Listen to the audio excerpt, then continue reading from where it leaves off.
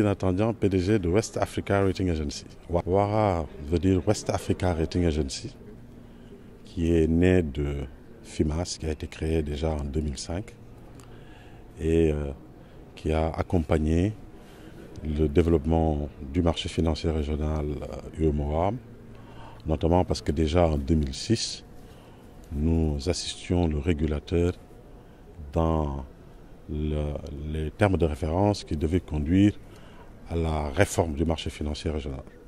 Cette réforme est aujourd'hui entrée en vigueur, notamment, qui a permis l'allègement des conditions d'émission sur le marché financier régional. Vous savez qu'aujourd'hui, il est possible, avec une notation investment grade, d'arriver sur le marché, alors qu'auparavant, il aurait fallu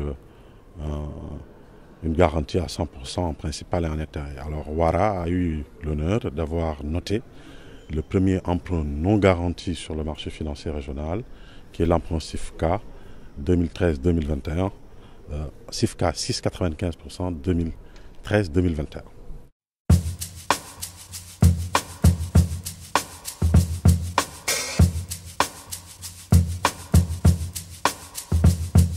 Il me semble qu'il y a une priorité aujourd'hui dans notre espace, c'est que les États ne doivent pas arrêter les réformes.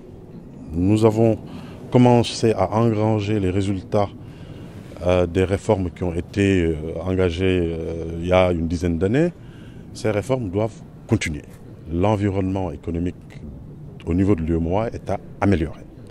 Quand je parle de l'environnement, évidemment, je parle des questions de stabilité juridique, de stabilité fiscale, des questions juridiques et judiciaires que nous avons abordées ici. Il faut que de ce point de vue, d'abord le cadrage macroéconomique, etc., le financement au niveau de l'investissement, etc. Tout cela, ce sont des priorités. Il faut que ces réformes continuent et continuent de façon sérieuse. Deuxièmement, comme j'ai eu à le dire, nous, notre principale surprise, c'était de nous rendre compte que les entreprises que nous évaluons sont de potentiels champions. Elles ont les ressources humaines, elles ont les process, elles ont l'éthique et elles ont l'ambition de se développer dans des secteurs souvent où il y a des marges de croissance extraordinaires. Mais cependant, elles sont souvent freinées par un harcèlement juridique, fiscal, elles sont freinées par quelquefois l'absence de l'État, notamment pour freiner la fraude. Ce sont des questions qui sont extrêmement importantes et qui interfèrent beaucoup dans la capacité de ces entreprises à se développer autant qu'elles auraient dû le faire.